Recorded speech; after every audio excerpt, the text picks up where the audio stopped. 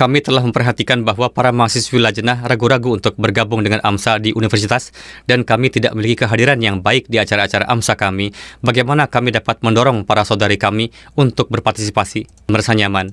Ini berarti bahwa program yang Anda adakan tidak terlalu menarik dan karena itu tanyakan kepada para mahasiswi AMSA di universitas tentang topik-topik apa yang mereka inginkan. Kalian memiliki daftar mahasiswi di AMSA, bukan? Kirimkan kuesioner kepada semua orang dan jelaskan tujuan AMSA kepada mereka dan kemudian tanyakan kepada mereka bagaimana kita harus membuat platform di mana semua mahasiswi kita berpartisipasi dan terlibat secara aktif. Tanyakan kepada mereka apa yang mereka sarankan dalam hal ini. Kemudian ketika mereka menyampaikan saran-saran mereka, maka kalian harus duduk bersama untuk membahas saran-saran mana yang praktis untuk diterapkan dan mana yang bisa ditingkatkan lebih lanjut. Atau saran-saran tertentu bisa tetap seperti apa adanya dan cukup dimodifikasi untuk mencapai hasil. Jadi pertama, bahaslah hal-hal ini di antara kalian sendiri, alih-alih langsung mengajarkan ajaran-ajaran agama dan menjelaskan apa yang harus dicontoh dan apa yang tidak boleh dicontoh. Pertama-tama amatilah mereka. Ketika mereka bergabung dengan AMSA, nilailah mereka untuk menentukan berapa banyak perempuan yang memiliki pemikiran religius atau yang memiliki minat dalam agama dan berapa banyak dari mereka yang tidak peduli terhadap agama. Dan kemudian tentukan bagaimana kalian dapat menjelaskan hal-hal keagamaan kepada mereka karena seringkali ada banyak mahasiswi yang tidak memiliki minat dalam agama dan mereka hanya menunaikan salat mereka karena orang tua mereka menyuruh mereka melakukannya. Atau mereka menunaikan salat mereka karena mereka menghadiri acara-acara jemaat dan jadi mereka menunaikan salat mereka. Mereka tidak mengetahui makna sejati dari salat dan siapa Allah Ta'ala. Jadi pertama-tama cobalah membawa mereka lebih dekat kepada kalian dan kemudian bagi mereka ke dalam kelompok-kelompok terpisah berdasarkan pengetahuan agama, kapasitas, dan potensi mereka. Mereka kemudian harus mengadakan diskusi-diskusi di kelompok-kelompok itu. Diskusi kelompok juga berlangsung, bukan?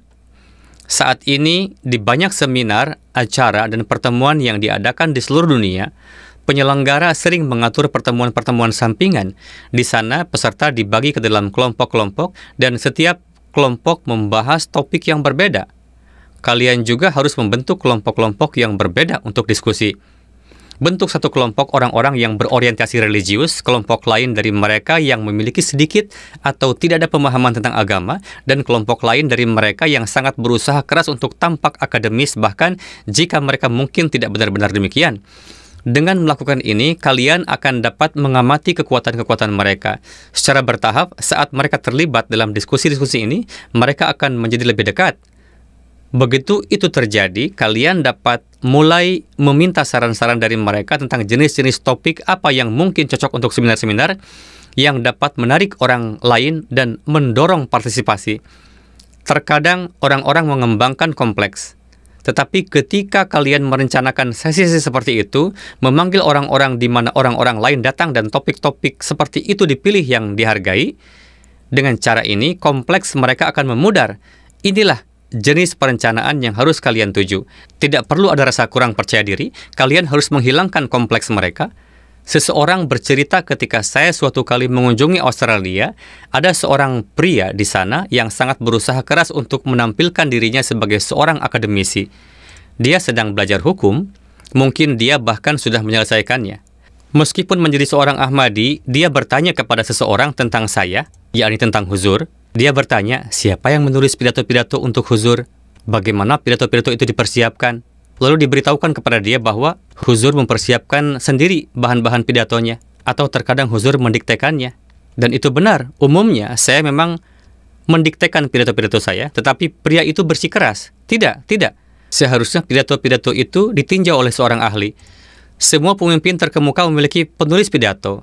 Dia mengharapkan bahwa saya, yakni huzur, harus melakukan hal yang sama sehingga pidato-pidato menjadi lebih baik lagi. Bagaimanapun, sebuah acara berlangsung di sana dan saya menyampaikan pidato saya. Seperti biasa, saya berbicara tentang ajaran-ajaran Islam, tentang perdamaian dan subjek-subjek terkait. Seorang profesor yang hadir di pertemuan itu datang untuk berbicara sesudahnya. Duduk di dekatnya adalah pria Ahmadi yang sama itu. Profesor itu bertanya, siapa yang menulis pidato-pidatonya? Si Ahmadi itu berkata, Huzur mempersiapkan sendiri pidato-pidatonya. Profesor itu menjawab, cara Huzur Anda berbicara di mana beliau mencakup semua aspek, bahkan seorang dosen yang sangat baik pun tidak dapat menyampaikannya dengan begitu efektif. Mendengar ini, Ahmadi itu yang sebelumnya mengatakan bahwa saya harus meminta orang lain menulis pidato-pidato saya merasa sangat malu. Jadi jenis kompleks inilah yang harus kita atasi. Tidak ada yang memalukan tentang Al-Quran, hadis, sunnah Rasulullah, dan ajaran-ajaran Hazrat Masih Maud Islam yang harus kita patuhi dan kita harus berusaha menjelaskannya sesuai dengan maksudnya agar orang-orang dapat memahaminya. Seringkali masalahnya adalah kita sendiri tidak sepenuhnya memahaminya sehingga kita berpikir jika kita mengatakan kita beragama, orang-orang akan menyebut kita terbelakang. Kompleks ini perlu dihilangkan. Oleh karena itu, mintalah saran langsung dari mereka.